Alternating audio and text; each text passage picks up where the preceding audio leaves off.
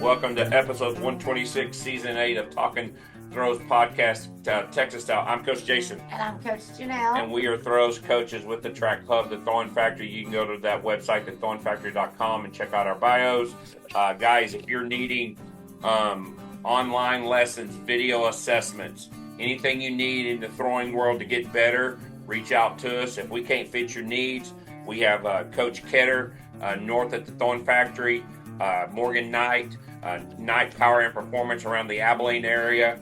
We have Coach Jarvis Richmond out east at the Throwing Factory in the east side of the Dallas Metroplex, Mesquite, Sunnyvale area. And if you're a young athlete needing javelin lessons, we have Coach Kendall that is new to our staff, and she can get you started up on javelin. Even if it's turbo javelin, she's the woman to see on that.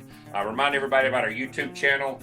Please give us a thumbs up, subscribe to that so you get those automatic downloads on anywhere you get your podcast platforms.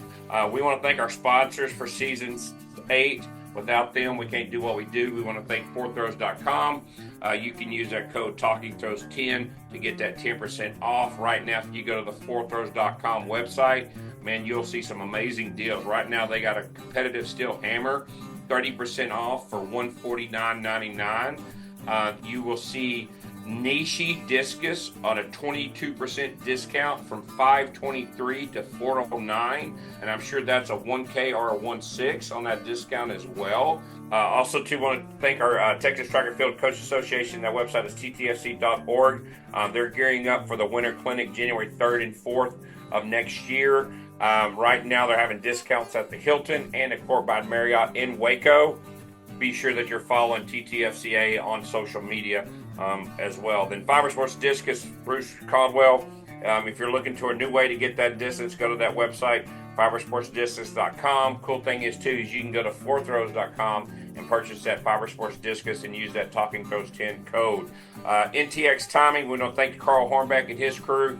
I know they're in the middle of the cross-country season right now, getting all those times down.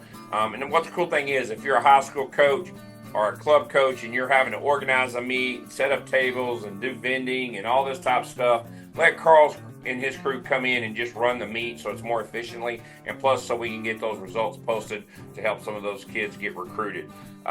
Big shout out to Big Frogs Colleyville for everything they do for embroidering. If you need a quick embroidery, contact them at Colleyville at bigfrogs.com. Then remind everybody, Lifting DFW. And then just give us a thumbs up on that YouTube channel. Today's guest is a current throws coach at SFA. He's had stops at the University of Incarnate Word and also at UT Rio Grande Valley working with Brad Foote. He threw collegiately at the University of Houston from 2014 to 2020. He was a 3-time regional qualifier there and also a three-time all-conference thrower as well. He hails from a small town in the valley. He had a shot put PR at 65.8, and then in the discus 176.6. He was a 2-time state champion in the shot put, 2013, 2014. He was a runner-up as a sophomore.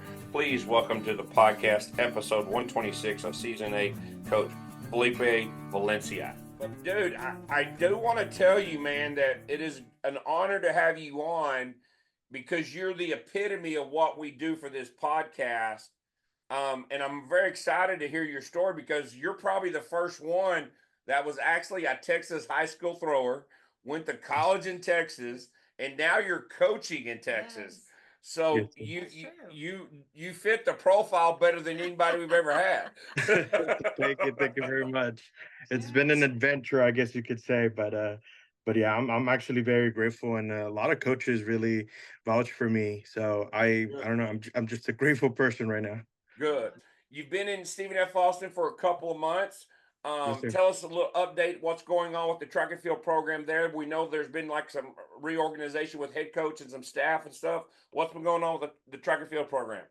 Yes, sir. So we have our head coach, Coach Robert Henson. He's on his 3rd year as the director of track and field here. It's been a lot of changes in coachings. Last year, we added Coach Ryder in the multis. We Okay. have Mark Clark in director of operations, and this year we added a sprint coach, Nate Scales, and then Oh, I'm taking care of the throws group. So as of right now, it's kind of like you could say like a clean sweep of coaches, but honestly, it's really great. I feel like the connection that we're having as a coaches is very we're being very united right now, and awesome. we're trying to unite the team because we also have one of the biggest transfers and freshman class. We had like approximately 60 to 70 new freshmen and transfers. So it's a new team, it's a new everything, you know.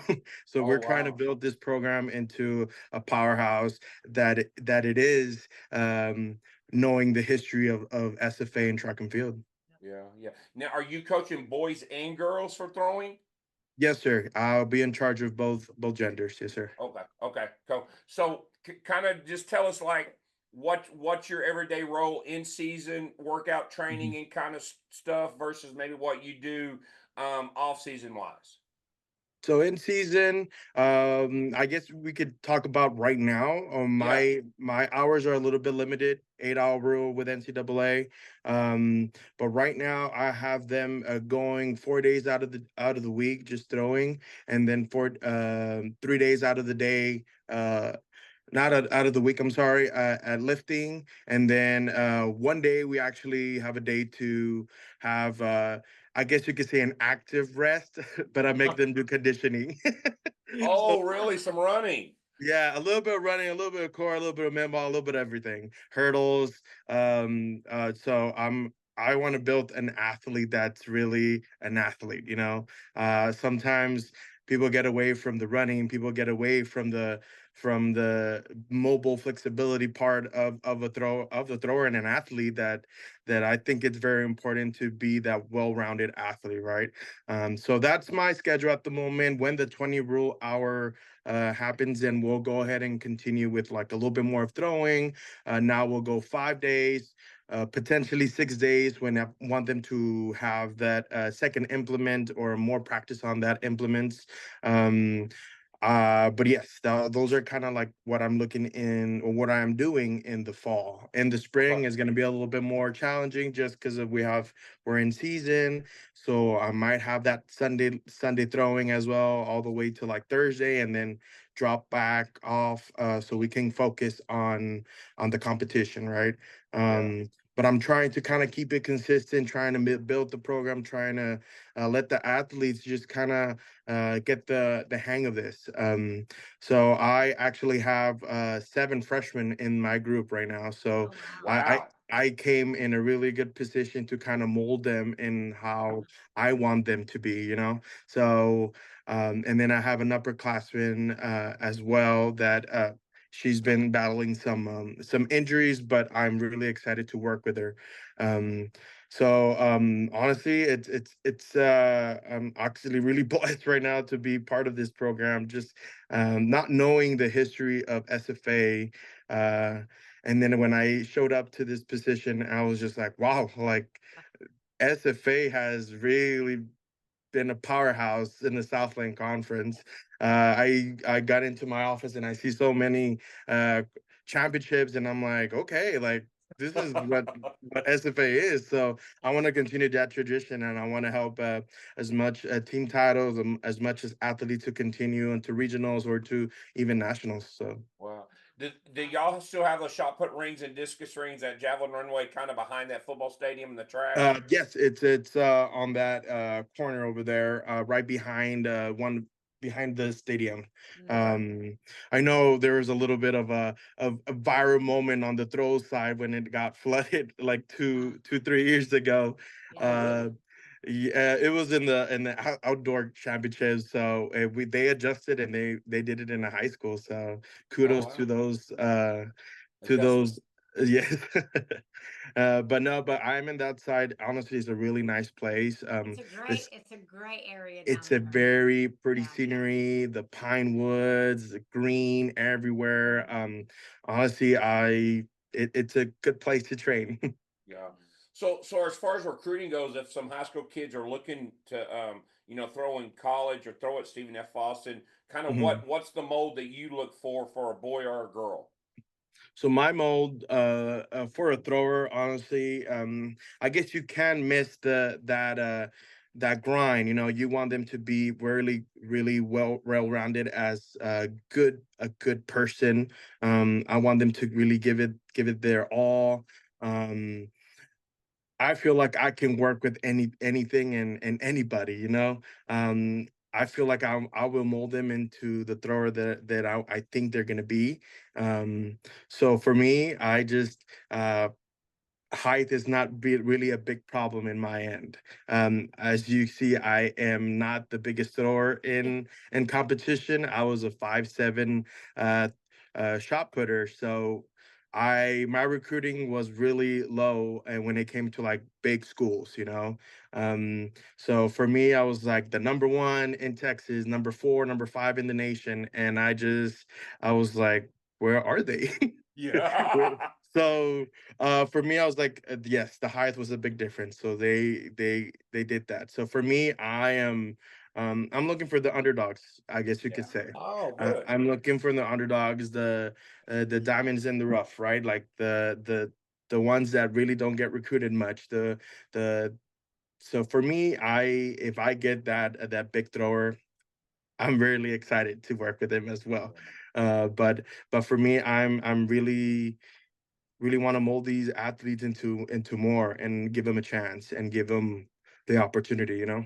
Yeah. Yeah, that's Well, good. not to steer off the subject too much, but Yeah. I do want to follow up on this. Why do you think some people are so fixated with height Mm.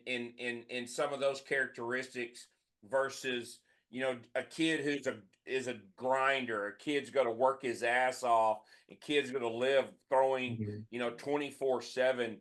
What's been your experience in for that and why? Coming from where you So came from. um so for me, I think it was more I'm trying to remember your message. I was just thinking about like trying to answer something. Can you repeat the question one more Oh, time? okay. Yeah. So you mentioned being 5'7" and you Yeah. weren't being heavily recruited.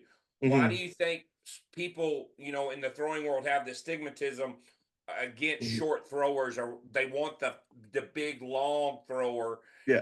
versus that kid who might be five Hmm. seven, who's a grinder, who's going to work his ass off Yes. 24/7. So I guess I could see it now as a coach, you know. My point of view as a coach is if you get that lengthy athlete, if you can make him how to turn, if you make him a little bit stronger, it's gonna go, right? Yeah. And that's kind of like a lot of it of the throwers and coaches do that. Like it's Yes. like, let me just get some muscle in him and let him know how to turn, and that guy is gonna be good. And I've seen so many success in that. Um, but yeah, that like that in my eyes, I do see that, and I'm like, I can get this guy to throw like far. Yeah. Um, but then there was the 5'7" thrower that came around that was me. That was not really lengthy. I didn't get recruited much from big school, so I was just grinding and not giving up and throwing Saturday, Sunday. Sometimes I would start early in November, December. But I think it's honestly, athletes need to just put in the work, put Put in in the work. that effort, put in that go getter mode on, and trying to just um, work a little bit extra hard than these genetic gifted athletes, Yeah. right? Yeah. So and that was me. That was my kind of my story. I wanted to prove that I could do it, that I was the best. Uh, Awesome. so I guess that's what I want. I want something that's kind of like my history, my past. Like I want somebody that wants to be like me, that always wanted to throw, and be focused, and then after college, after that, you can work. I tell Yeah. them you can work. You can work if you want to be an Olympian. I'm here to help you. If But this is just a journey of a 4 or 5 year that you're gonna have, right? Yeah. After that, you can focus on work. You can focus on more school that you are aiming for, right? I think of that quote. It's not the size of the dog in the fight. It's the size of the fight in the dog. Yeah. That's right. That's Right? right. It's how hard you want to work. There are those gifted athletes who sometimes don't understand that work ethic because they've always been gifted. But having that kid who you can build, that's awesome. So That's yeah. right. So and then also you said something earlier. I want to kind of pick up on and stuff because I want some education on it for ourselves. So as you probably aware, this summer the NCAA kind of set a 45-person roster limit, Yes, and sir. we've expanded more scholarships for females and males. Have the Hmm. opportunity in track and field.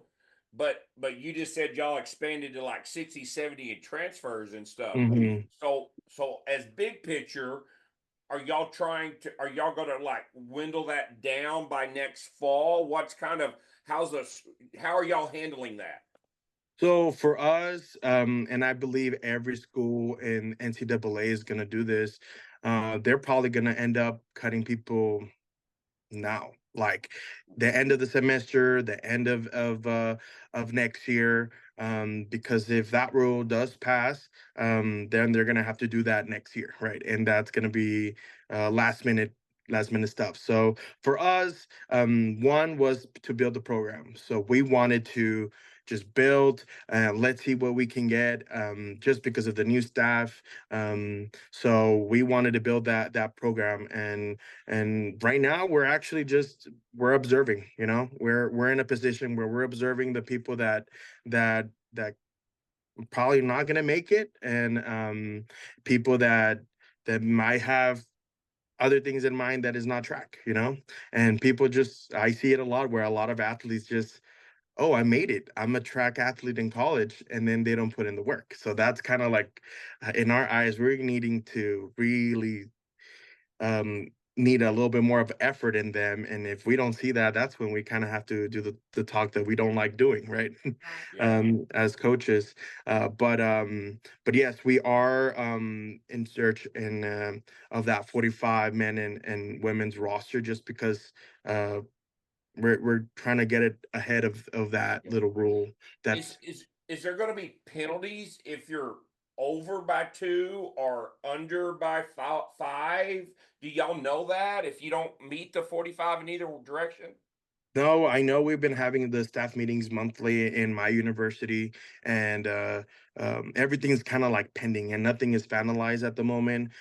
So we get like updates monthly, and it's like nothing is passed, but this is might happen, right? And then I'm getting the same information as you guys are, the 45 roster, the scholarship part. So nobody knows yet. Okay. Nobody knows Okay. yet. So I don't know either. So for me, I'm just like, I mean, I just got here at SFA, and I'm trying to build the program, and then I need to cut people. Like what? Like, Yeah. Yeah, like so. And, But and hard. and that has to be tough because you're investing these time in these kids and you're developing mhm, them, but then all of a sudden you might have to make that call to say, this might not be the right place for you and stuff. So mhm, and I'm just kind of curious, what do you know about walk-ons? So mhm, so will walk-ons be allowed? Do you think those are going to be allowed in that 45-person roster? And is that going to be mhm. allowed not going towards the 45 scholarships? Do you know? That yes, I actually don't. You But don't? Okay. Yeah. I think right now, um, I mean, sometimes we do have to look at those walk-ons athletes as well. Um, we're also thinking about the the cuts that the other universities are gonna do. So Good that's point.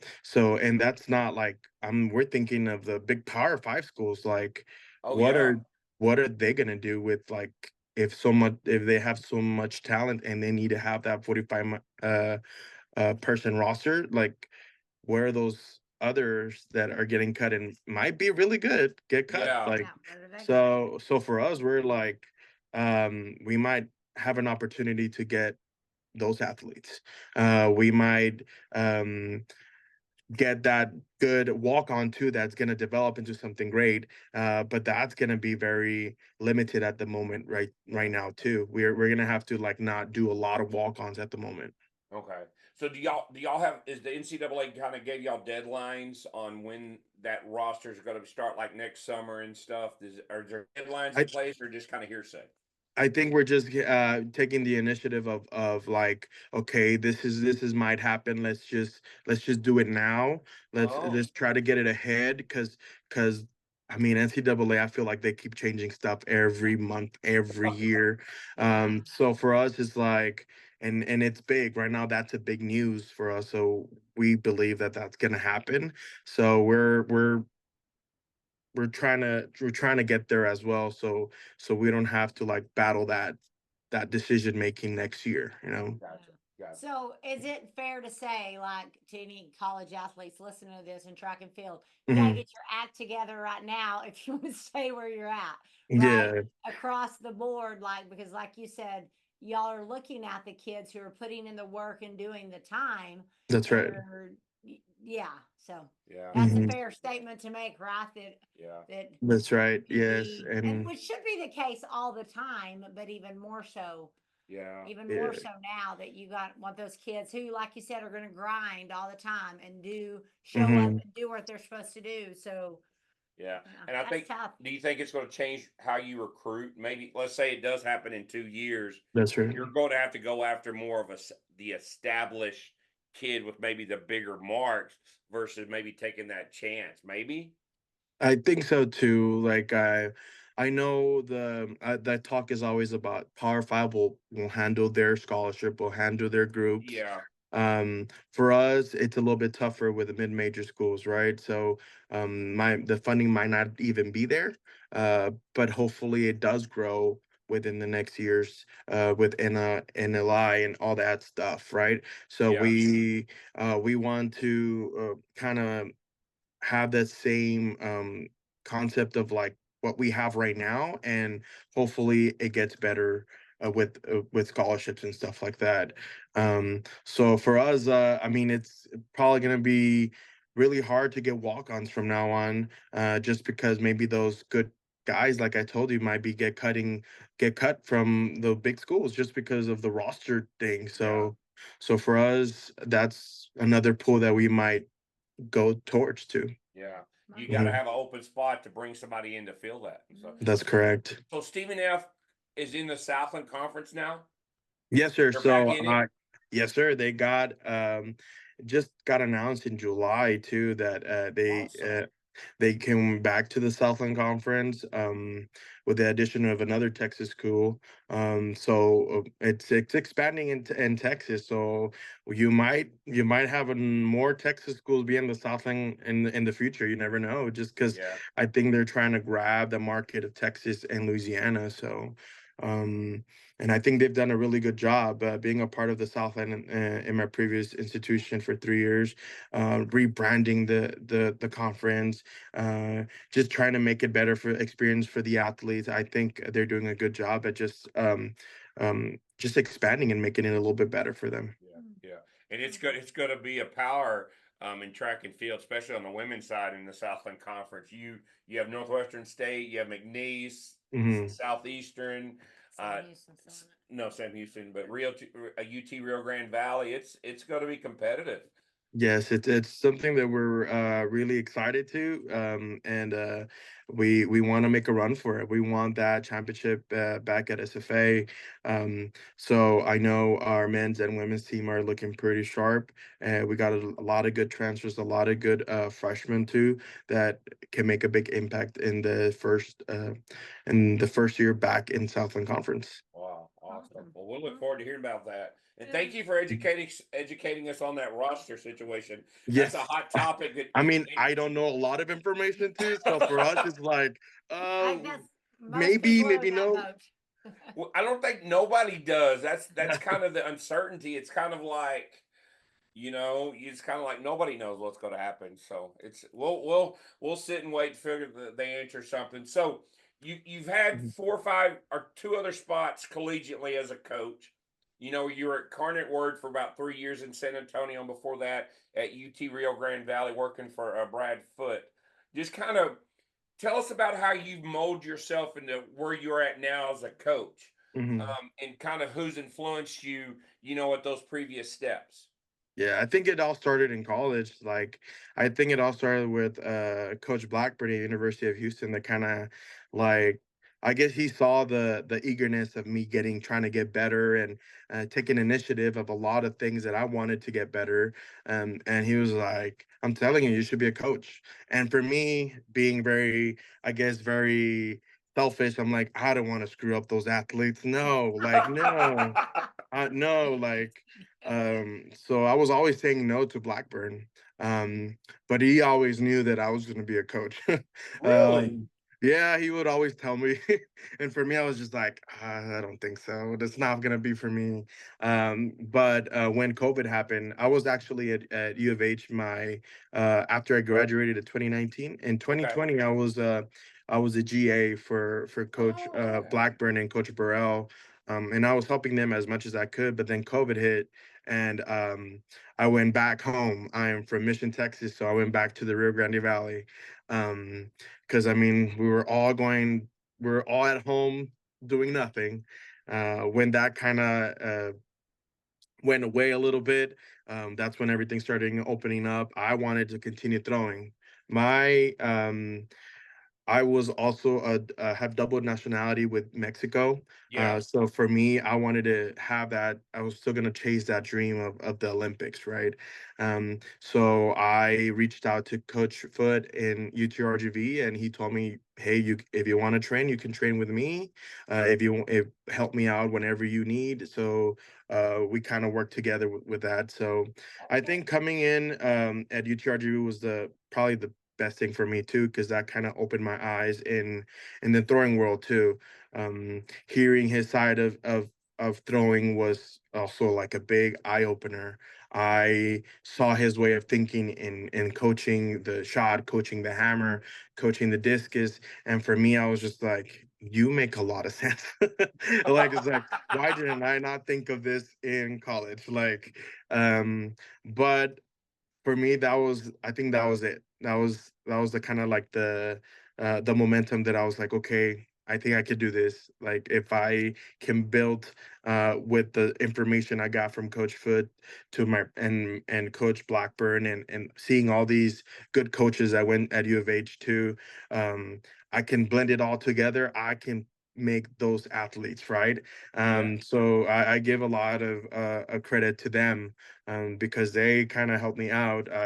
Another one was Tom Teles. Tom Teles was at U of H. Sometimes he would come up and he would teach me some stuff. Um, Believe it or not, not Yuri Sadiq, world record holder from the hammer. Please help me.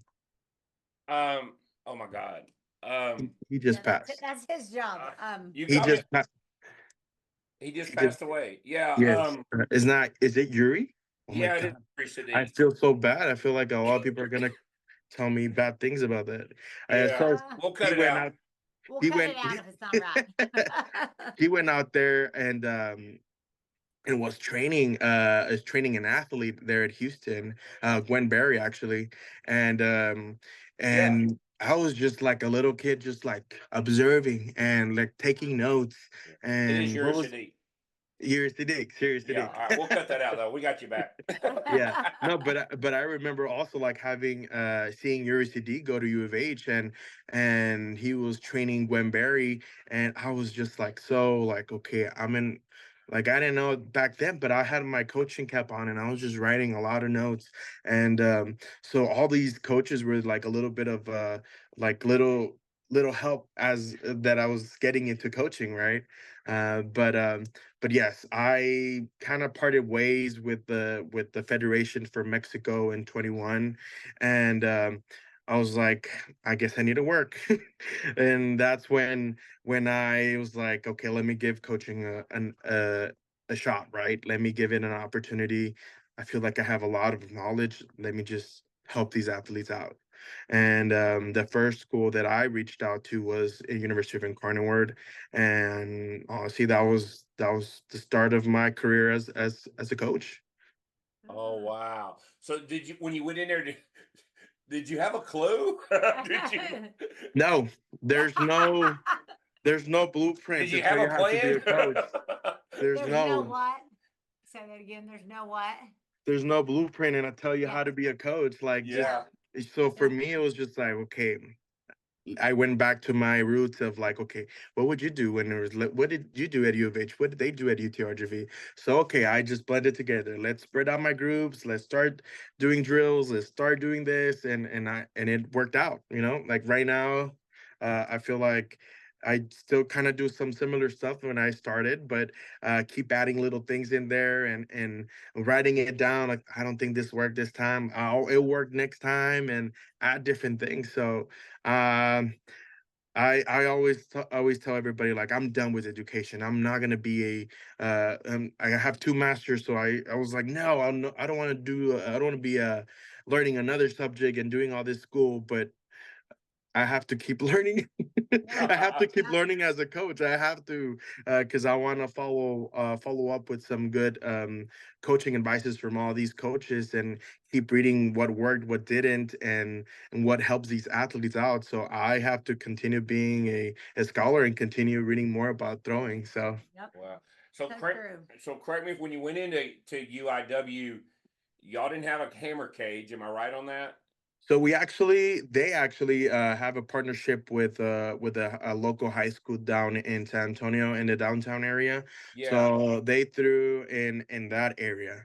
Okay, but y'all So didn't have anything on campus, right? now Okay. the campus is very small. So I think they fought a lot of Zoning. people around that school area if they wanted to if they wanted to expand, but it's a lot of I guess sacred land from history of San Antonio, so there's no way of expanding around that Oh, university. wow. Okay. Wow. So did Interesting. y'all even have a shot put ring on campus? When I actually got there in 21, they added one in campus, just a shot ring. So a lot of my training when it came to shot, it was in campus, and then everything else would be in that other field. Oh, so on a given Monday, you would do shot put on campus, get in a van or something, and transport everybody to the hammer cage. Yes, the option was there, but for me, I guess I was very blessed to have athletes that would ride together. Yep. So Oh, okay. I was just very, I was like, I'll meet you guys over there. Yeah. Oh, But wow. That mm, that had to be kind of a stressful with time management and stuff. Because, like, I'm assuming you would come back to campus to live. yes, they would, but it was something that if I have to manage, and honestly, the athletes did a very good job also at like being there in time and doing things that needed to be done for them to throw right. But honestly, that wasn't a big factor for me. I knew if I gave him the attention, if I give him the right training, I think they would be successful. So um and was it a little bit of a like it would it be nice for me to have something in campus? Yes, it would be nice, but it was a situation where we had to do it. So Yeah. Oh, Yeah. wow. Make the best of mhm. what you got. That's So, right. That's so there's right. a particular thrower I want you to tell me about, and her last name is Bentley. Miss Claire Bentley. Yes. Yeah, so you basically kind of brought her in, Mhm. and if correct me if I'm wrong, she wasn't the best high school thrower, kind of, learning to be a thrower, and then you kind of just molded her and kept molding Yes. her and stuff. So kind of walk us through that development and your mindset when you saw her to what Mhm. she accomplished when she graduated. So when I got Claire Bentley, she was believe she was like a 43 feet shot putter. Um, and I wanted to give her like I wanted my attention to be a lot on the shot Yeah. because I saw some good flicks from the beginning, and I'm like, ooh, this is it. She could be a great shot putter. Um, but we actually did try to develop into a spin the spin technique for a good 2 months, and I could see the flick, but did not see the connection on the spin, and I was just like, I I don't know, like I was just battling her like come on, give me another try. Like let's keep trying, let's keep trying. And then I was like, okay, one practice I told her, okay, let's go back to gliding. Let's see how this is gonna be.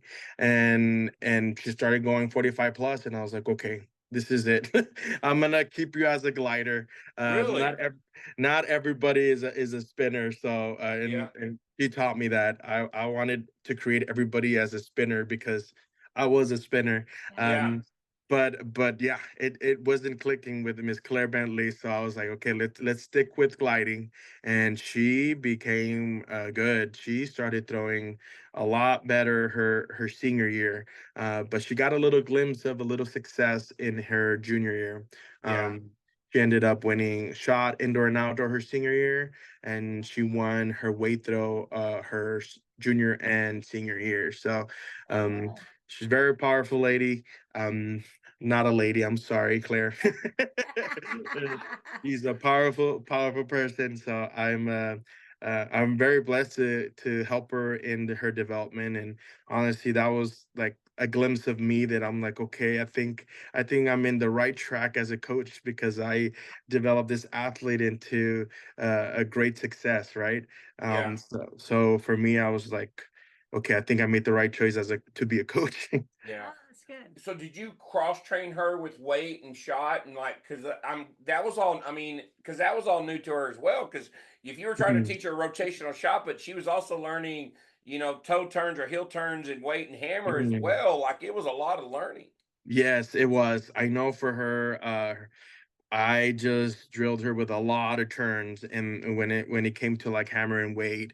So that was kind of the crucial point too. And I was like, okay, let's start doing some hammer training and then let's do a little bit of weight. And I could see the weight go a little bit further. And I was just like, okay, she might be just a weight thrower. Then, we tried to connect in the hammer. She did have some good hammer throws.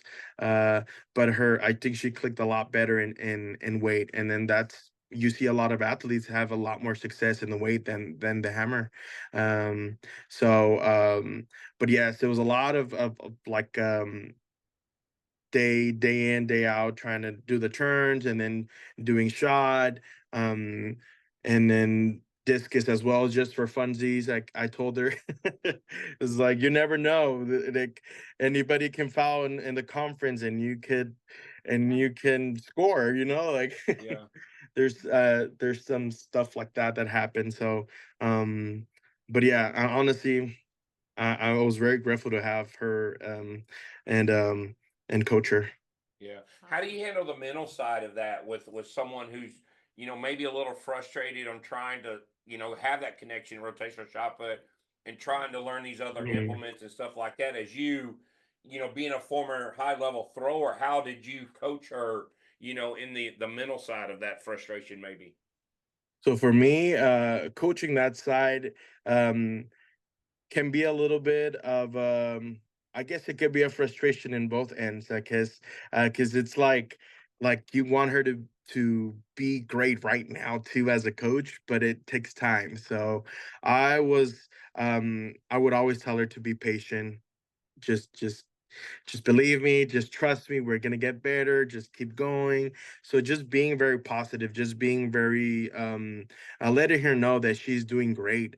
Those are the things that I think I do as a coach, is trying to tell these athletes like, okay, don't try to rush this stuff, don't try to rush the weight room, the just because I saw success every year in college as well. It wasn't big jumps, but I saw success, and I Yeah. took that as a win for me. And I tell them, hey, you look great today. Take that little W. Take that little W, because like people want big success now, and that's what a lot of people want to do, and it takes time for a lot of people. Yeah, Yes. that's very Mhm. good. That's Everybody good. wants the easy apple and the big jump. They don't want to work and say that I only had like a half-inch improvement. There's like Mhm. I And should have had it. prestige PRs Yes. every meet. Yeah. I need a five Mhm. foot PR every meet. Yeah. That For doesn't sure. happen. Yes, and then there's some athletes out there that do that, and it's kind of crazy, but Yeah. Yeah. it's I gotta let him know it's the little W's, right? You Yeah. have Yeah. to slowly build. Yeah. Now, did you do the weight program at UIW as well? Did you control their weight training? And then are you doing that at Stephen F. Austin as well? At Stephen F. Austin, I am in control of the weight room program. Okay. I in UIW I was not. No, no. Oh, Um, really? yes, they had some strength coaches there that Okay. were certified. Yeah. Okay, okay. So Mhm. you would talk to them and kind of set that team thing, and this is kind of what I wanted and all that. Yeah, we talked a lot about like just in other words, just getting them strong and some movements that I really wanted for the throwers to do.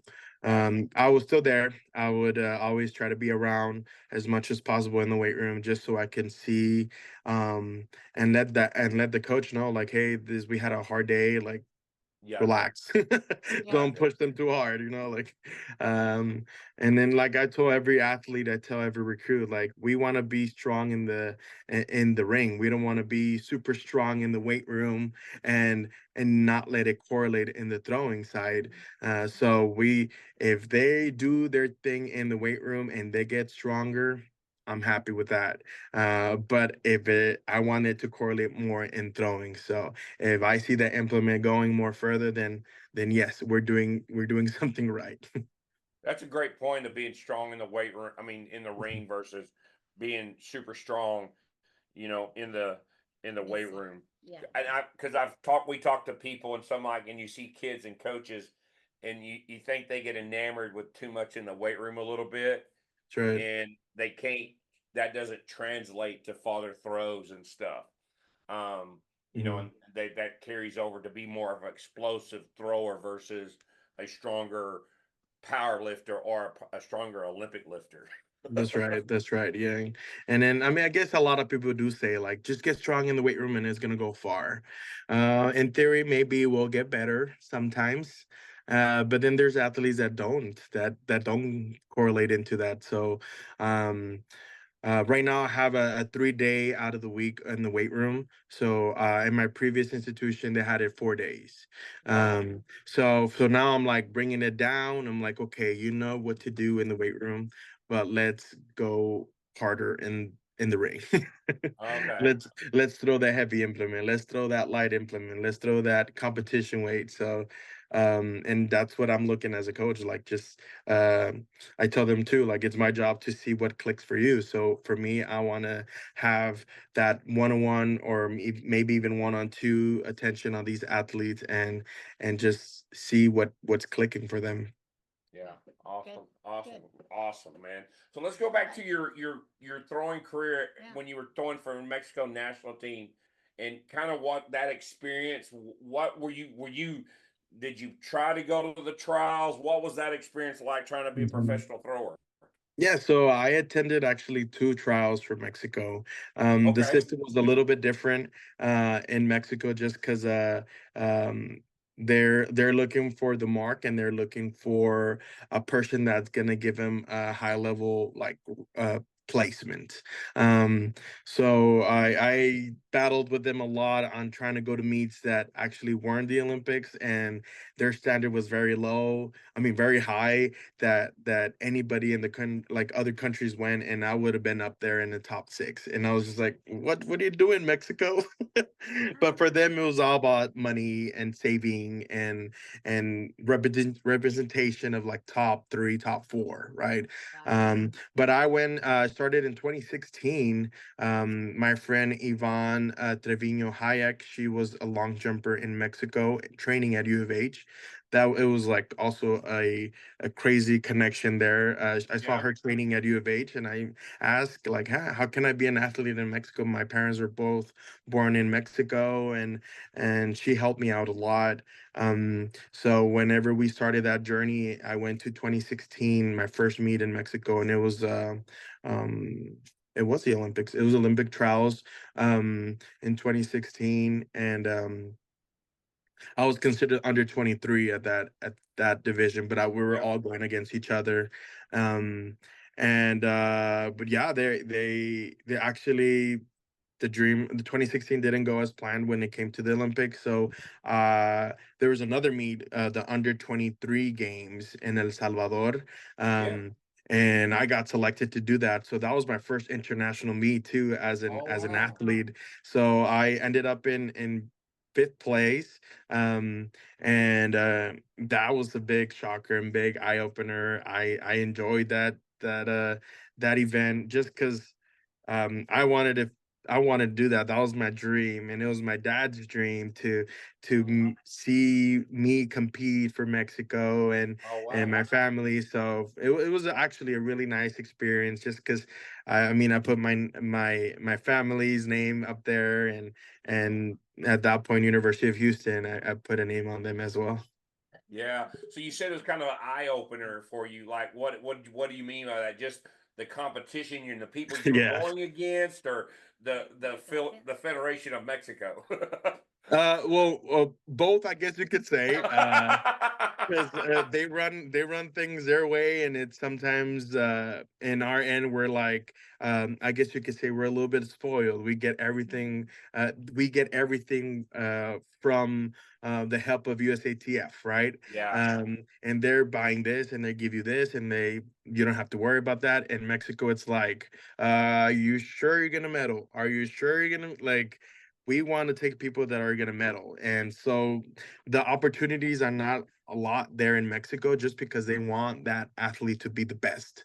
Um, they don't want you to go up there and get ninth or 10th. And it's like, you just kind of wasted some money from us. But Uh, Mexico has a different view of athletes, so got it. and representation in meets. There was one meet where they had the Pan American Games, and I competed with all these folks, with all these athletes from there's athletes from Alabama that represented, like, I think it was like Peru or Chile or something like that, and I competed against them in college, and then I saw them in Pan American, and I'm like, oh, like I would have been there, and they got like seventh or sixth, and um, so there was a lot of frustration in my end. So I was like, okay, I think we're gonna cut ties with Mexico. Oh wow. my So gosh. how many international meets did you like three or four? I ended up doing just that one Oh, just that. because Okay. yeah, because after that, they were looking for bigger marks. They were like, Yeah. the Pan American was, I think, was like 18 or 17 mid or Oh high wow. for Yeah. the entry, and I had it. But Mexico was looking for like 1950, 1960, and at that point I was like 18 high, Oh meter thrower. So I'm like, I could have gone, but wow. it's okay. At that point, I was just like, I need to cut ties and focus on my life, because this is not giving me money. This is not giving me. This is more for like a hobby and enjoyment and pleasure, right? So for me, I was like, okay, I'm gonna start working on my life. Oh really? So Start coaching. so never did you think maybe that I could get my citizenship with the U.S. and try to do it Mhm. that way, and come back, or it was like you were done? I think I was done. I don't know Okay. what clicked in my head. I was just like, okay, let me do this for a living. Let me coach for a living. Let me try to get back in the university system, and just try to win, try to be a coach. Hey, track fans, as you're getting ready for the 2024 spring season and you're looking for someone to run off your meets, you need to contact North Texas Timing. That's ntxtiming.com out of Fort Worth for all your track meet needs. They'll give you the opportunity to coach your own kids and let them run the meet for you. They have decades of experience in running meets all the way from the middle school level to the IAAF athletic competitions on the international level. They partner with Finish Links and also with Mile Split, where you can see your data, see your reports, see all the things you need. They run very efficiently and will get you all set up. So look them up at ntxtiming.com. Try to do all this stuff, and paid off, because it's brought me to SFA now, and I see my little journey that I did, and I'm just like, okay, this is all worth it. Yeah, yeah. So I'm kind of curious from that transition from Blackburn at Houston to Mhm. Foot. Mhm. Two different personalities, two different coaches styles. Kind of as an athlete, you as the thrower, what were you looking to get out with that transition to Foot? You see what I'm saying? To help you Mhm. kind of maybe get 20 meters or something that like that hypothetically, because you threw really far as a collegiate, especially being 5'7". That's right. That's What right. or kind of maybe when you made that decision with Foot, what was he telling you that maybe you needed to do to maybe get that far hypothetically? Yeah. So for me, it was the little details that mattered. I think it was uh Coach Blackburn helped me to reach my max at that point. And so I was very like, okay, this is gonna be my max, but what if I try to do a little bit more? Let me try to perfect these little details that I might be missing that I don't have an eye for. Maybe Coach Blackburn did not have an eye for. So when I talked to Coach Foot, it was like, oh, we can work on some stuff. So for me, it was like looking at it as both like a coach and an athlete. So I was like, oh, like my posture and not diving in the middle in the shot and keeping my hands up and just torso being more up. And for me, I was just like, oh, I didn't do that in college. Like, oh, this that might have helped a lot too. So I did get a lot of details that Coach Foot really helped me. Um, and I was still training at that moment, but I was battling that Mexico, I guess you could say, a little drama of like, Yeah. this I don't think it's gonna work out. They've So for me, it was just like, I think I got it. I think I can help these athletes too. And for me, it was just let's just turn it off. Let's just not be an athlete and let's turn on the coaching. Coach brain. Yeah, Yeah. let's do that. Let's do that. I think I can help people out, and I think it's me as a person too. I want to help as much as I can on like athletes, and then especially my area. I am from the Rio Grande Valley, so I tend to recruit from that area just because I'm from that area. So Yeah. it brings me pride, Yeah. Yeah. So you were able to just to turn that switch off from that thrower to that coach. Yeah, I don't know. Wow. It was kind of like a okay. I think I reached my peak. So for me, it was just like let's transition into a coach. Yeah. Wow. That's Because really good. for me, as an athlete, I had trouble with that because Mm, I went from an injury and chasing a dream to being someplace I never thought I'd be. All of a sudden, with this responsibility of coaching, and I had trouble with that. Honestly, from wanting this 15, 6 year old kid to love it as much as I did and have the mm, passion and do it like I did 3 months later. And it was a little transition for me. And you that's right. I couldn't flip the switch. It took me 20 years. Oh, well, then you're 20 talking. years. You're not talking. she's so mean. No, you're talking like when you coached in high school, and then and then you got away from it, and now you You're can. back. No, I just that first couple years of playing Yeah. sports and then coming there was a tough transition. I didn't know how to do that, and I actually stopped coaching Yeah. and went a That's totally hard. different direction, Hmm. with my Yeah. life. But in that time, I kind of resolved and kind of found who I was, and now I'm full circle. But at the time, I couldn't switch. I couldn't like one day for the next day, like an athlete to 2 days later being a coach. You're like this. I don't know what to do. Like I couldn't. I had trouble with that. So yeah, for Coach sure. Hayes, life happened. So for me, I was just life is happening, and I was like, I need money. Yeah, How do I live now? So Yeah. for me, I was like, coaching is. I mean, as an athlete, I wasn't really getting paid, Yeah. yeah, nearly at all with Mexico. So for me, I was just like, I need to work. yeah, Yeah, and so for yeah.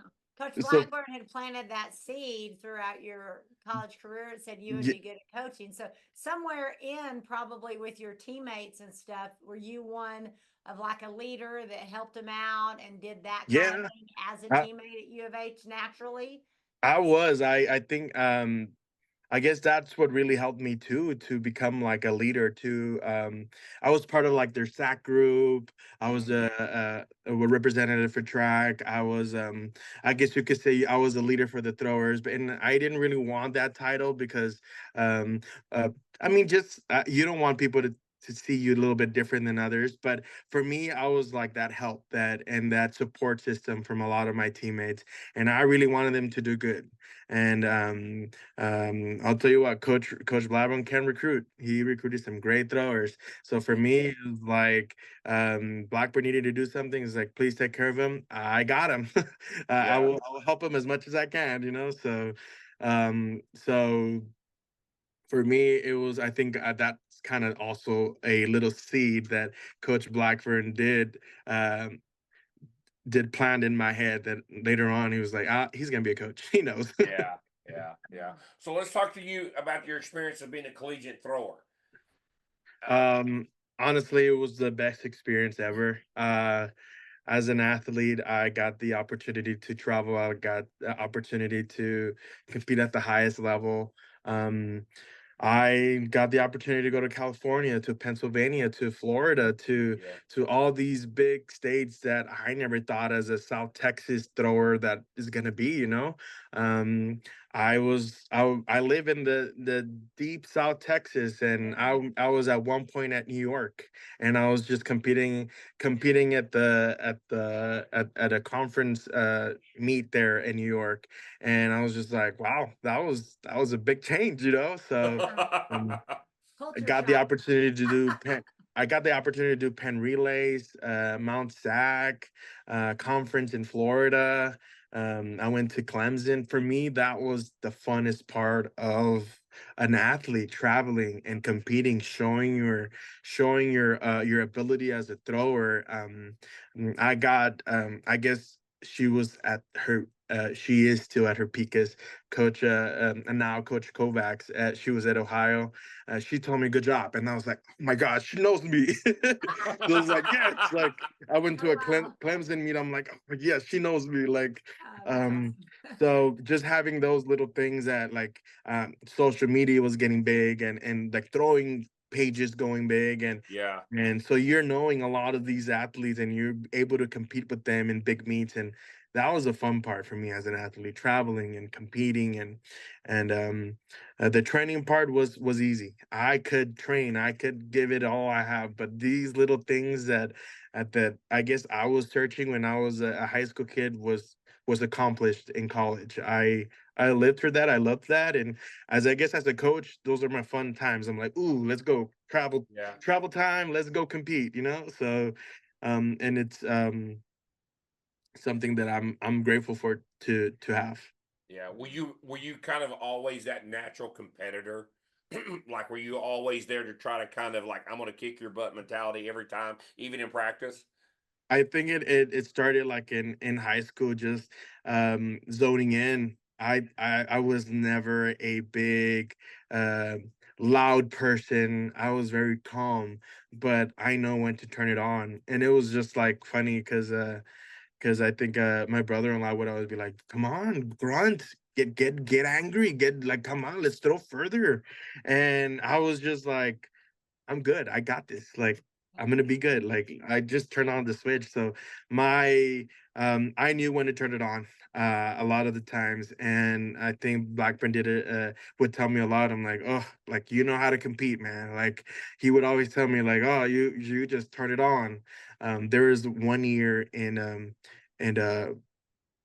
in Texas relays where he would be like, we had two people in the finals in Texas relays, and he had a 5'7" guy and like a 6'5" guy. He's like, you got the tallest and the shortest guy there. That's It funny. was it was funny. It was funny, but no, it was it was fun. Those little things I think those are the only thing I missed. Those competitions that were fun, and I competed and I guess PR'd, and those were the things that kind of I thrive for. Yeah. I'm looking at your marks in 2019 at the American Outdoor Conference. You were first place in the shot put at 1824. 1824, yes. Um, it was a very it was in Wichita, Kansas, and the men's were also like um also Houston track. Oh my God. We would always win the when I was there from 2014 to 2019, it was like winning was their middle name. Like winning was Yeah. yeah. So for me that was very special because I had my parents there. They never really traveled a lot to my Oh wow. conference meet. I had my mom, my sisters, and some nephews and nieces, and it was special. It was my last hurrah. So it was a fun meet. It was a last meet, fun meet. Regionals was also a great experience. It was my last one. It was funny because in 2019 I ended up PRing the week after regionals. I was Oh, like, really? why didn't I do it the week before? Like, Yeah. yes, I think I ended up throwing like 1850 something for like 22nd place in Yeah. regionals. And the week after I had nationals for Mexico in 2019, and I threw 1899 and haunts me every day now. Why didn't they give me that 19 meters?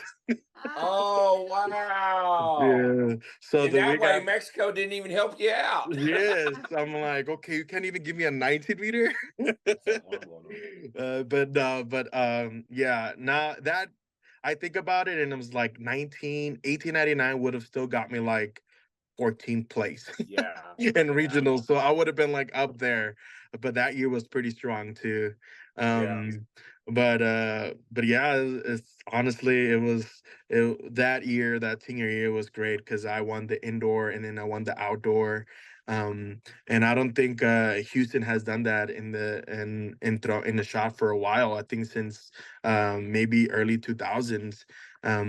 So I'm happy to say that I was the first time in a while that I won indoor and outdoor. Oh, We were wow. always battling. I had a good teammate, Cameron Cornelius. This was also a good thrower there at U of H, and he would win a conference, and I would win a conference, and then we were just like trying to battle. So it was a great experience too, just having him and just throwing with him too, because it was fun. Yeah. I'm curious to being a 5'7" rotational shot putter. What if you could coach yourself now to then? What did you do really well, and then maybe what did you think wish you did better if you were coaching yourself? Maybe the Stephen F. Austin coaching the U of H high school the thrower. Yeah. College. I just want to know what um, you thought of yourself if you did like yourself coaching. I think I would have changed a little bit more of like my posture from the back to the middle. Okay. I think that would have helped my throw a little bit more, just having a more relaxed punch rather than aggressive punch. You want that aggressive punch, right? But for me, I was falling a lot in the middle. I could see a lot of videos of my college career, and my eyes were down, and my shoulders were kind of looking down in the middle. I'm like, like, why didn't you just look up a little bit more? so um so those are like the little cues that I analyze now as a coach. I'm just like, I could have gone a little bit further. Like Yeah. uh How but how would you set up in the back? I'm curious. so I try to out of the back, I was very like momentum kind of builder.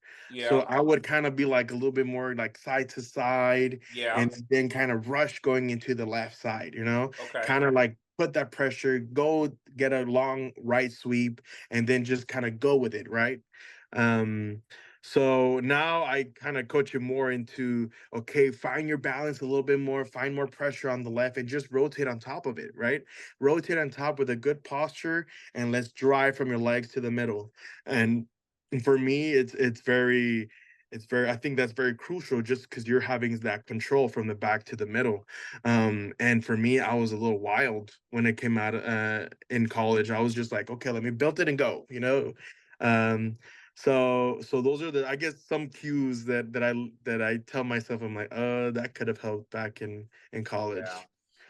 On the entry from that wide sweep, were you a little bit more upright, like maybe like a Godina instead of sweeping down? And the reason I ask is I've had a Hmm. conversation with a couple people, and their eyes would look down landing because they were up. And so when they were Mm. entering up, they were looking because they were worried about where they were going to hit Mm. versus a person sweeping across and coming in with kind of a little flatter with the foot, so to speak, and didn't have to worry about that because they knew where they were going to hit. You see what I'm saying? Yeah, yeah. I guess for me, I just wanted that. Um, I guess at that point, I was trying to be like a speedy thrower, I guess you could Yeah. say. Just because I I knew I didn't have that height of a lot of people. So it's like if I go fast with some power in it and some separation, I think we're gonna be somewhere okay, you know. So I actually um my position was very like I just momentum builder, like I said, and a lot of down into it. So Down just into it. trying to get the ground contact as fast as possible, so I can rotate from it and then just explode from it. Um, but yeah, like I know there's I as a coach now I'm like we could have done a little bit better on that in my end. Yeah, yeah. What was your adjustment to the 16 pound? Because being I'm on a hand size. That's a Hmm. big adjustment. Yeah. Did you feel like you were able to handle the big ball in the 16 pound, or did you have to have a smaller one? What was that like? I adjusted fast. I for some reason I did not have a struggle at all. And it was Really?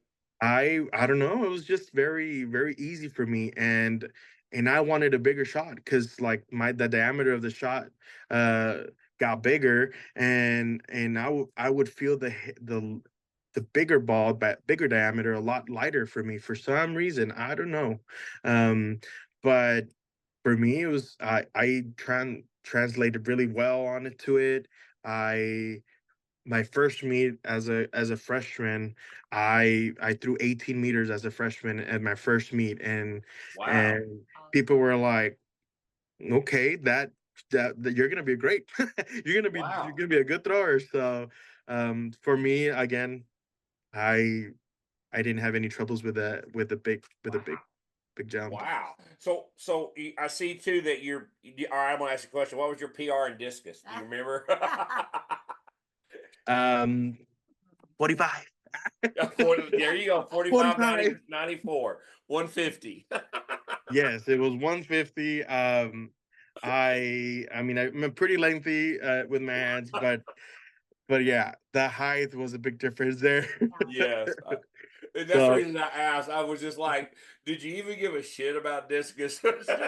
Just do it for fun. it was again, I was like, let me see what I can do. I threw 176 in high school, so I was kind of like, okay, I'll let these college coaches know that I can throw a little bit of discus too, right?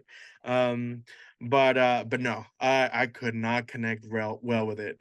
Um, I ended up just picking up the hammer, and it was again for fun. I guess I was just concentrating on shot, and I was like, okay, let me get a rest day on shot. Let me go to hammer, and it was just fun. Like it was a new event. It was uh, knowing your positions, knowing that you don't have to really force the body to throw.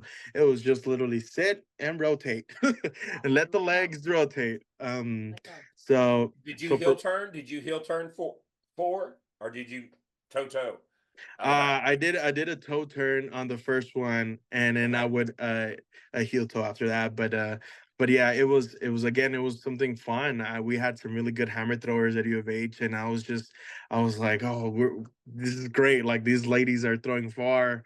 And then we started having these other coaches come up and help out, and um, and I was like very invested in hammering after that.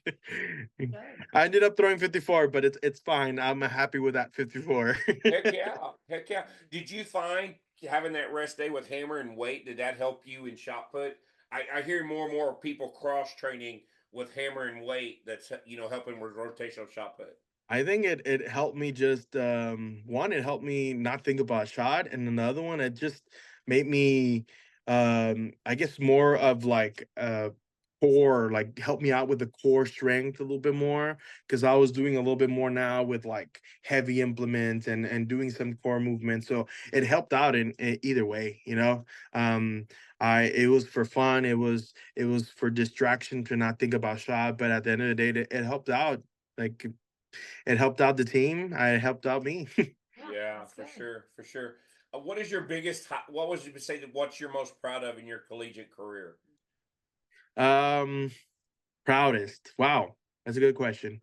For me, I think uh, the experience was one of the things that think I liked, and I think it was what I was searching for as a high school kid. My degrees. I mean, it was great. I had my master's. I did my bachelor's and my master's at U of H. Uh, but I think my experience at U of H was the greatest experience I could ask for. Um, I I was a part of a great team title with conference, always winning. Um, I met a lot of great teammates that were national champions. So for me, I think Houston, I guess, made me the coach and the athlete that I wanted. That's good. What was it like being on the team when you had like Carl Lewis and Leroy Burrell as part of your coaching staff? It was the focus, the winning mentality, the all this like we're here to prove a point. We're here to be the best in the NCAA. And I mean, we're not Power Five back then, but there were after it that 4x4, that 4x1, that long jumper, that and I was trying to make that shot putter like be noticed, but I mean, I'm a short dude. so, so I was always like trying to like I was so proud just to be part of that group because I mean Yeah. they had some really good talent come there and Cameron Burrell winning the 100 and then Mario Barks from Barbados and it was just a great experience. So Oh wow. Awesome. Wow, what a great experience To for be you. just surrounded by people that have that mentality, it just made you all better. yes, That it was that a winning good. mentality. Yeah, it was like a championship mentality. Like we were winning conference by 60 points, and it was Wow. just fun for us. It was just like, yeah, we did it again, and then they would go to regionals, and they were just qualifying everybody. There's I think 2018 or 2019 where they had 300 meter sprinters in the final, and I was like, they're going at it in practice, and now they're together in it. So honestly, that was a good experience, just having um that team atmosphere of like a championship mentality. That was fun. That was Wow. fun. Wow. Well, so tell us how a little guy from South Texas could wind yourself up in Houston. You were two-time state champion. You were runner-up your sophomore year in shot put. How did you wind up at University of Houston? Your recruiting process. Blackburn was the one recruiting me heavily. I Okay. remember going into AAU meets and I would see a very tall guy and with a U of H shirt on, and I'm like, I think he's the coach. So, like I said, Coach Blackbird is a really good recruiter. So, he was really heavy, really big on making it about me and making it very like this is going to be a great college for you. um so I think when it comes to a school, I think he made me feel like the most welcome. It made me feel more of like choose a school that you're gonna like and be happy to represent it. So for me that was it. I got recruited from other schools, um, but I am at the end of the day, I think I felt more connected there at Houston. Yeah. So let's talk about your high school career. Did you have a high school coach to kind of help you through that transition? When's the first time you picked up an implement? Yeah. Yeah. I think it comes back on middle school. I prior to that, I saw my sister have a picture of her throwing shot put, and I was like, "What are you doing? Like what is that? Like?" And she's like, I threw a shot put, like, and she almost had a walk on. She got a walk on position to throw at UTRGV, but she chose not to. But she was the one that kind of pushed me to do it. Is like, do it. You never know. Oh Like, wow. maybe this could be it. And I picked it up at seventh grade, and I started beating the eighth graders, and that was fun, right? Yeah. Beating eighth graders when you're a seventh grader. And then I did TAF my eighth grade going into ninth grade. I did TAF meets, and that went really well. I ended up winning state. wow. my first time in TAF with a 15 and 16. So I think after that Shuffle, is glide. Yeah. I was a Back up. What glider were you in doing middle back then? school. You were a glider. Okay. And then from the transition from eighth to ninth that summer, I guess eighth grade summer, I started seeing people doing the spin, so I did it, and I ended up doing really well. I threw 50 feet in um, as a glider with a 4K, and I ended up doing that summer. I went with a 12-pounder, and I did the spin, and I ended up going like 49, 48. And I was like, wow, that was like a big jump for just spinning. Like, so I almost matched my like 2 months ago PR with So the were you 4K. coaching? So were you coaching yourself? You just saw some kids spin and were like, "I'm going to try this summer," or did you At have to that coach in the point, summer? yes. Yeah, at that point, Oh yes. wow. I was watching a lot of YouTube. I was watching a lot Okay. of YouTube. I would tell my like people, it was like, how did you start it? Like YouTube. That was my best YouTube. friend. Like Okay. So you were kind of self-taught. in the beginning, Well, yes, and then I got the help later on. But yes, I liked using the YouTube and recording myself, and just analyzing it. But yes, like in the beginning, it was a lot of like me and trying to do things that's gonna work out. Um, Later on, I got my freshman coach, and he helped me out a lot. I ended up with two different other coaches, and in high school, but they were all like great. Like they were totally invested in me. This like, yes, we're gonna get you better. Like if I don't know this, I'm gonna reach out. I'm gonna get you better. So they did a great job at helping me out as well. And then we have Coach Howe in South Texas. Coach Howe has been a really big instrument in all the throwers in South Texas because he was the main guy that kind of uh, made throwers in the valley. So I would go to camps with Coach Howe. Okay. Um, I ended up helping out at some camps with him Oh too, wow. just because Oh, nice. just reaching back because I know he's still going at it. Yeah. He's still out there. Coach Howe is I think one of the biggest the throwers coach in South Texas, and he deserves all the credit. Wow. So I have to ask because he's known for doing the blindfold throwing. Yeah, yeah. Do you do that currently, and did you do it? No, I No. I was scared to fall. So I was like, no. I never did it. I know it was just very like it just doesn't feel like it's gonna work for me. Oh, gotcha. Yeah. No, but honestly, he's a great person.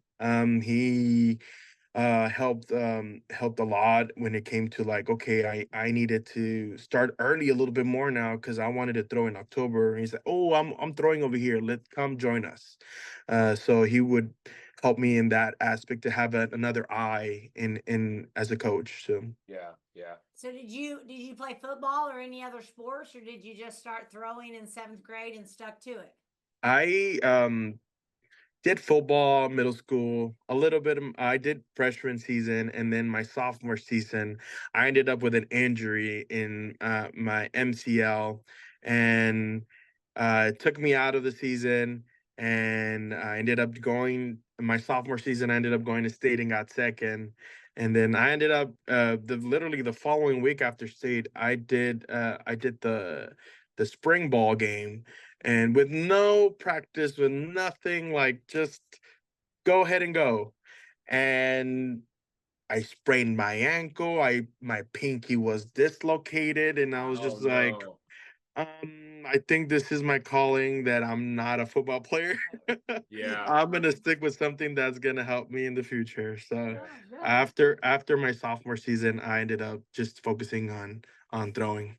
How much did you weigh? Like, how much did you weigh? Like from your were you 5'7"? Did you kind of hit your growth spurt then stop? Yes, I was actually probably like in seventh and eighth grade that I was 5'7".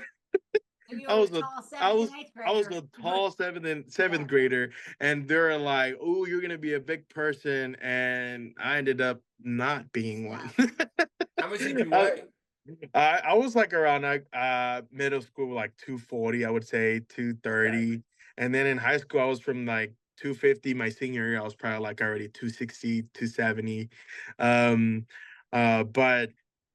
but yeah, that's not important right now. I don't want to think about weight. We didn't ask you how much you We weigh didn't now. ask you how much you weigh We didn't now. know how much you weigh now. I Didn't was- discuss either. Yeah, I was just kind of curious to like how much weight were you carrying, at that time to throw Yeah. 60 feet? Yeah, I think You it were was 250, 260. I would say that was like the average in high school.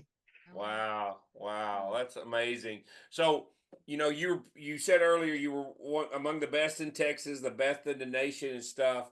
You know, did that just come from that work ethic and drive after that sophomore year of winning or yeah, going state runner up? I think so. I changed like my model of like just being the full-time thrower.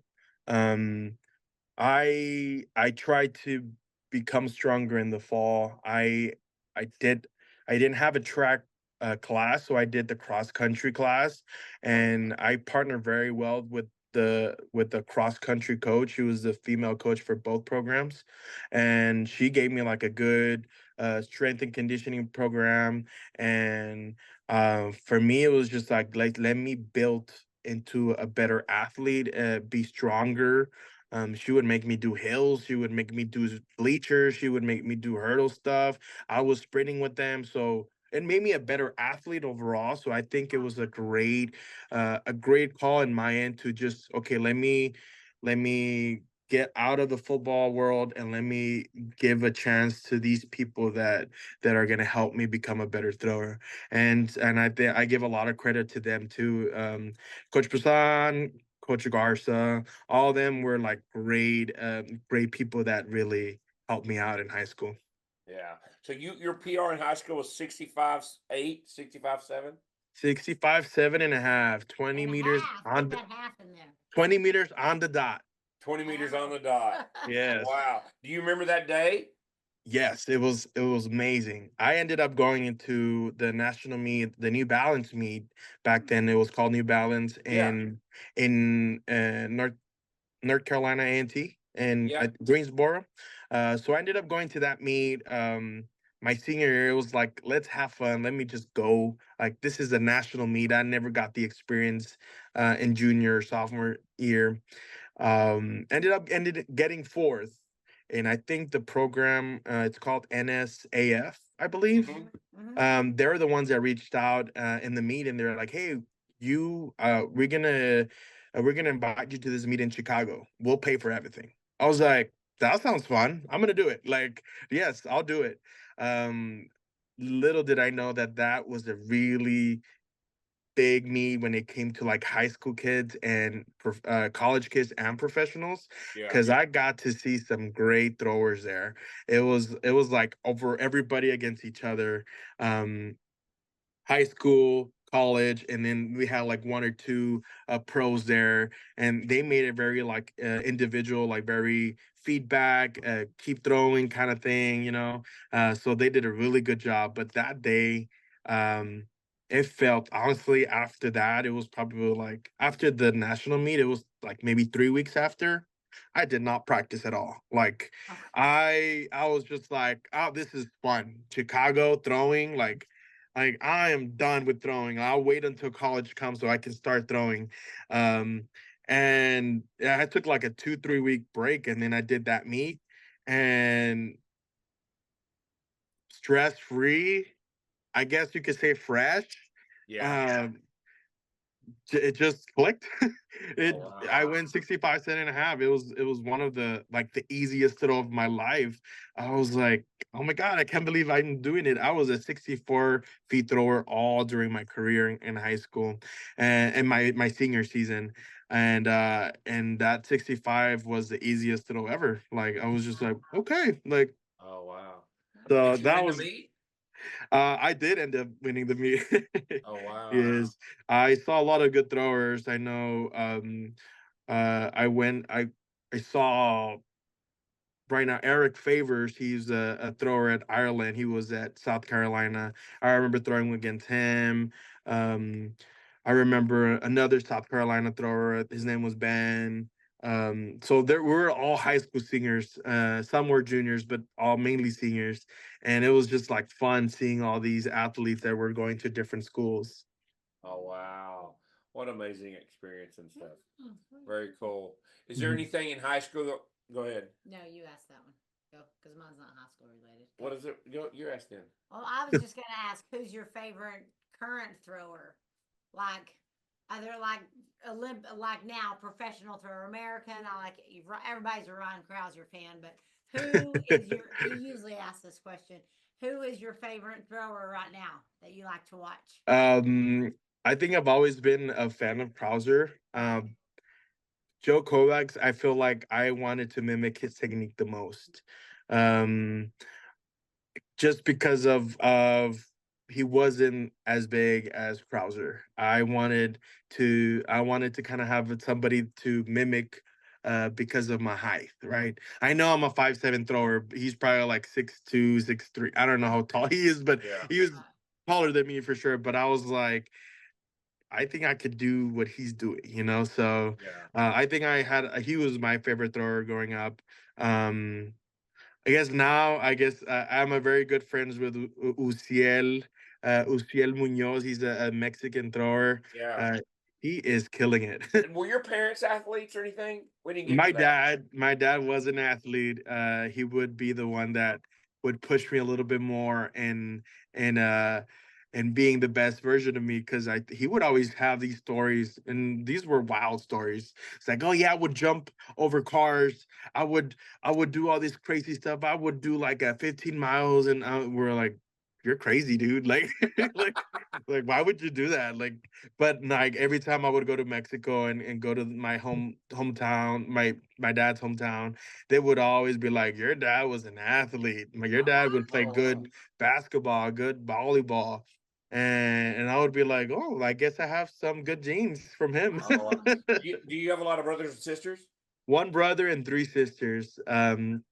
My brother played and also threw in middle school and high school, but I think all my other sisters as well. They were runners. They all did sports, but I think my sister was my sister Irasema. She was the one that kind of like was nudging me to kind of do throwing. Okay. She was the one that pushed me a little bit more. Yeah. So I have to ask this then. So were you ever at Nacogdoches before you took the job?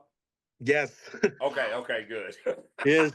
I have a little story on that. My dad was a self-employed, but he had a little business of selling Mexican products in the Louisiana North area. Uh-huh. So he would pass through Nacogdoches a lot.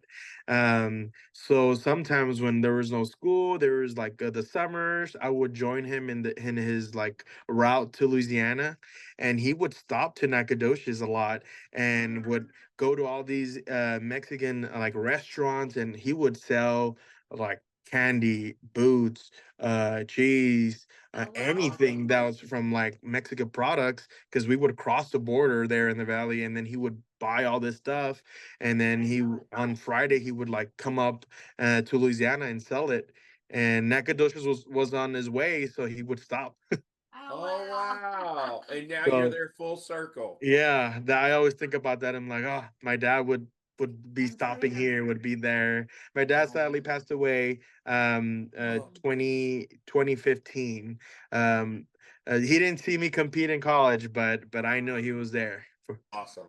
Well, dude, that's a cool story. I like stories like that. So Yeah, like I remember just like seeing there's a La Michoacana meat market here. yeah. And I'm like, I remember when I was little and I was like in there trying to buy all these candies and he had candies, but I was like, oh, I'm in the store buying candies. Like, and he was like, Wow. really? Like, I have candies here. Like, you can just grab them. Yeah. But no, it's stuff like this that I'm just like, Well, he's still taking care of me. He's still guiding me, you know. So this opportunity came in SFA, and I had to take it. It was for me. It was, I think, in a position where I could just focus as to be a coach and be a throwing coach. So, well, dude, awesome job. We thank you so much for being on. Man, I am proud of Stephen F. Austin hiring you because I Thanks, really sir. think you're going to turn it around. Thank you, thank you. Turn it, and as you probably know, Coach Olson, you know, That's powerhouse right. throws coach, produced a lot of great, you know, even Coach Glass, first class guy. Love Coach Glass as well. Hmm. And dude, you're in the right situation. And man, just go out and find some throwers and do what you've been doing your entire life, and they're going to be successful. There's no doubt. Yeah. Yes, thank you very much. Bust out Yes, Yeah, access Access back. Jack. Yep. Well, good luck, buddy. We appreciate everything you do. Thank you, sir. I appreciate this talk, Appreciate and it. Thank you so much. um, Have a good evening. likewise. Bye bye. We'd like to thank Coach Valencia. What an amazing story. What a great passion for teaching and throwing he has. You could just kind of see that in his facial expressions coming through the camera. I have no doubt that Stephen F. Boston's throwing program is going to be one of the best in the Southlands Conference. He's going to take everything he learned from Blackburn, from Foot, and other people that's mentored him and mold it into his style. And the kids that he's coaching at Stephen F. Boston are just going to blossom under his leadership. We're real excited to see what he does. But just as a kid who grew up in Texas as a thrower, and then went to college in Texas, he is the epitome of why we do this show, and see kind of him growing up through the ranks to be a successful thrower and overcoming the obstacle of his height and still being able to throw far is very impressive, very impressive. So almost 19 meters. Well, I like how he talked about building athletes, growing them, and he talked about the weight room, making sure those athletes in the weight room, their strength in the weight room correlates into their throw, and that's one of his focuses. So yeah, he don't want super numbers in the weight room. Yeah, right. Building athletes, which was a great point for sure. So thank you. We'll see you down the road. All right, we want to thank our sponsors for season 8, episode 126. 126. Crazy. Texas Track and Field Coaches Association. Go ttfca.org for the latest and greatest. Everything that they've got coming up in 2025. Meets are being posted. The Winter Clinic the dates are out there for that, so go look at that website. 4throws.com, quality implements priced right. Go to 4throws.com and use our code TalkingThrows10 to get 10% off. And NTX Timing, reach out to Carl Hornback at ntxtiming.com. Let them run your meet so you can coach. All right, and also we want to give a shout out to Big Frog's Colleyville. You can go to Colleyville at bigfrog.com for all your printing and embroidery needs. Thank you. Hello, Talking Throws Texas podcasters. I'm Bruce Caldwell. I'm here today to introduce the FiberSport Discus. Yes, many of you thought I only made great vaulting poles. I have been bringing quality discuses to the throwers' hands for over 40 years. First as Cantabrian USA representative, then for the past 10 years as the Nelco discus distributor. I introduced the yellow-plated discus for the plastic's best durability. If your FiberSport discus breaks, we replace it. Our studies have reached into the science of using a wind tunnel and adding microchips to the discus to find the spin, the gravity, the flight stability of the discus. We have found it's not about rim weight anymore. It's more about creating a balanced stability to allow the discus to fly and surf the wind. Our new FiberSport discus is made to be selected to fit your needs, no matter the weather, no matter the conditions. Check out our discus selection guide at fibersportdiscus.com and find a dealer in your area that sells our fine product.